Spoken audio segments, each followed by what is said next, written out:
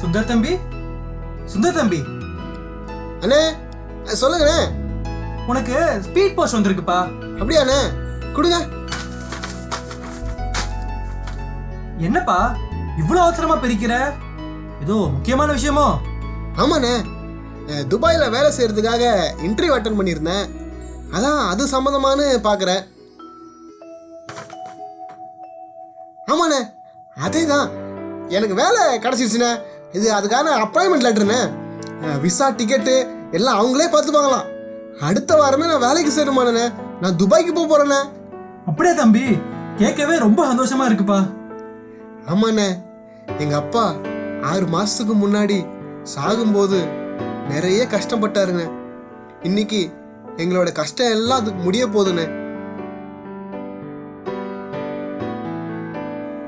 சுந்தர், நீங்கள் யாரு? நான் வெளியூர் தம்பி. நான் கொடுத்த கடனை திருப்பி வாங்கிட்டு போலான்னு வந்திருக்கேன். என்ன சொல்றீங்க? நான் உங்ககிட்ட கடன் வாங்கினேனா? நான் உங்களை பார்த்தது கூட இல்லையே. நீ வாங்கலப்பா, உங்க அப்பா வாங்கின கடன். அவன் செத்து போயிட்டதுனால கொஞ்ச நாள் பொறுத்திருந்தேன். இல்லை, எங்கள் அப்பா யார்ட்டையும் கடன் வாங்கல. நீங்கள் என்ன ஏமாத்த பார்க்குறீங்க? நான் ஏமாத்தலப்பா. இப்ப பாரு, உங்க அப்பா தான் கையெழுத்து போட்டு 10 வருஷத்துக்கு முன்னாடி எழுதி கொடுத்த பத்திரம். உங்க ஊர்ல இருக்கவங்க நிறைய பேர் கூட கையெழுத்து போட்டிருக்காங்க. இதோ இந்த போஸ்ட்மேன் கூட இருந்தாரு. அண்ணே, இவங்க என்ன சொல்றாங்க? இவங்க சொல்றதெல்லாம்... ஆமா தம்பி, உங்க அப்பா கடன் வாங்கினது உண்மைதான்.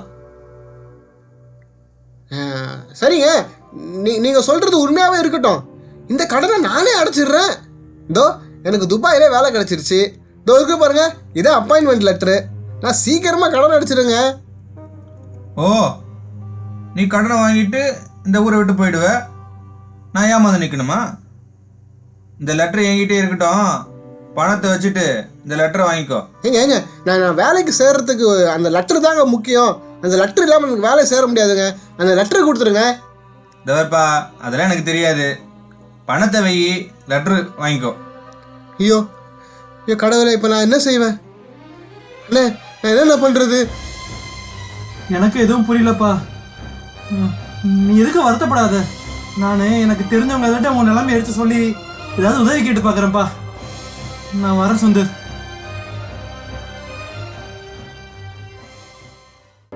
வாடா சுந்தர், உட்கார்றா. டீ சாப்பிட்றியா? எனக்கு எதுவும் வேணாண்டா. நடந்ததெல்லாம் கேள்விப்பட்டேன். மனசுக்கு கஷ்டமாக தான் இருக்கு. நீ தான் தைரியமாக இருக்கணும். எப்படிடா தைரியமாக இருக்கிறது? என்னால் இந்த பிரச்சனைய எப்படி சமாளிக்க முடியும்னே தெரியல. நான் வாங்காத கடனுக்கு நானே பலியாடாயிட்டேன். சந்தோஷம்ன்றதே என் வாழ்க்கையில் இல்லாமல் போச்சுடா. ஒரு கஷ்டம் முடிஞ்சா இன்னொன்று ஆரம்பிக்குது. ஜான் ஏறினா முழம் சறுக்குது. அந்த லெட்டர் மட்டும் ஒரு வாரத்துக்குள்ள என் கைக்கு வரலன்னா வாழ்நாள் முழுக்க அந்த கடனுக்கு அடிமையாக தாண்டா வாழணும். எனக்கு இப்போவே செத்து போனா தேவையில்லைன்னு தோணுதுடா. உன் கஷ்டம் எனக்கு புரியுதுடா. எனக்கு ஒரு வழி தோணுது. நீ போய் அடைக்கலம் ஐயாவை பாரு. அவர் உனக்கு கண்டிப்பாக உதவுவார். அடைக்கலம் ஐயாவா? அவர் எனக்கு எப்படி உதவாரு? அவருக்கு எனக்கு என்னடா சம்பந்தம்? எனக்கு காரணம்லாம் தெரியாதுடா. நம்ம ஊரில் நிறைய பேருக்கு அவர் தாண்டா உதவி செய்கிறாரு. நீ அவரை போய் பாரு, அவ்வளோதான் சொல்லுவேன். என்னமோ நீ சொல்ற. சரி, நான் நாளைக்கே போய் அவரை போய் பார்க்குறேன். வரேன்டா.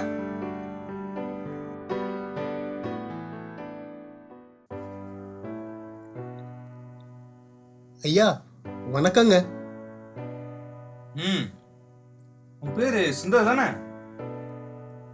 என் பேர் எப்படிங்க உங்களுக்கு தெரியும்? இந்த ஊர்ல இருக்கிற எல்லா பேரும் எனக்கு தெரியும்பா. முதல்ல விஷயத்த சொல்லு. ஐயா, எனக்கு அவசரமா ஒரு 5 லட்சம் ரூபா தேவைப்படுதுங்க. எனக்கு சொத்துன்னு சொல்லிக்க இருக்கிறது ஒரே ஒரு காணி நிலம்தான். இதை வாங்கிட்டு நீங்க தான் பெரிய மனசு பண்ணி எனக்கு பணம் கொடுத்து உதவணும். பரவாயில்ல தம்பி, இந்த பத்திரத்தை நீயே வச்சுக்க. உன் பிரச்சனை எல்லாம் போஸ்ட் மாஸ்டர் சொன்னார். அதான் நீ கொடுக்க வேண்டிய கடன் நானே அடைச்சிட்டேன். இந்தா உன்னுடைய அப்பாயின்மெண்ட் லெட்டர். இனிமே நீ யாருக்கு கடனாளி இல்லை. போய் சுதந்திரமா வாழு. ஐயா, உங்களுக்கு எப்படி நன்றி சொல்றதுனே தெரியலங்க. நான் காலத்துக்கும் உங்களை மறக்க மாட்டேங்க. நான் வரேங்க. ஐயா, நீங்க தப்பா நினைக்கலனா நான் ஒன்று கேட்கலாமா? ஏன் இந்த ஊர் ஜனங்களுக்கு இவ்வளோ உதவி செய்றீங்க? தம்பி, இந்த ஊருக்கு முதல்ல குடி வந்தது எங்க குடும்பம் தான்ப்பா.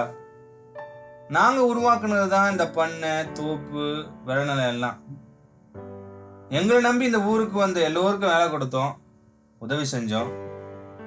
அவங்கள எங்க குடும்பத்துல ஒருத்தரா தான் இன்னைய வரைக்கும் நினைக்கிறோம். அதான் அவங்களுக்கு ஒரு கஷ்டம்னா ஓடி ஓடி போய் உதவி செய்யறோம்.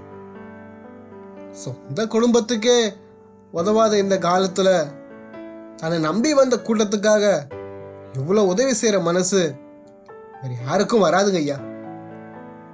இல்லப்பா, இயேசுவோட அன்பை ஒப்பிடும்போது என்னோட அன்பு ரொம்ப கம்மிதான்ப்பா.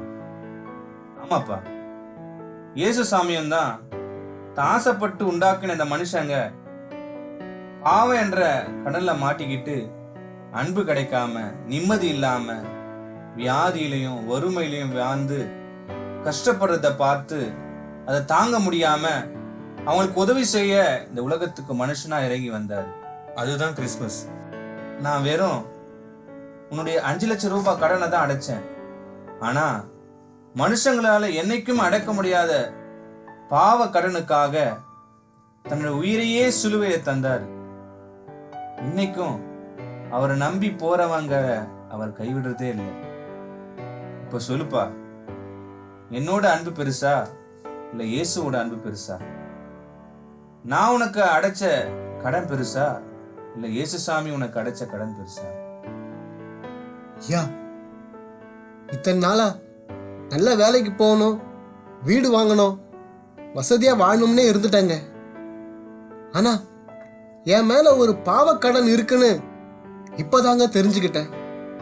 அதே நேரத்துல அந்த கடனை தீர்க்கத்தான் இயேசு கிறிஸ்து வந்தாருன்னு நினைக்கும் போது ரொம்ப சந்தோஷமா இருக்குங்க. என்ன அன்பு செஞ்சு ஏன் பாவத்துக்காக பலியாகி என்ன பாவ கடன்ல இருந்து மீட்ட இந்த இயேசு இருக்கும் பொழுது நான் எதை பத்தியும் கவலைப்பட போறது இல்லைங்க. ஐயா, நாளைக்கு தானே கிறிஸ்மஸ். நீங்க இந்த ஆலயத்துக்கு போவீங்கல்ல, நானும் வரலாமா ஐயா? கண்டிப்பாப்பா.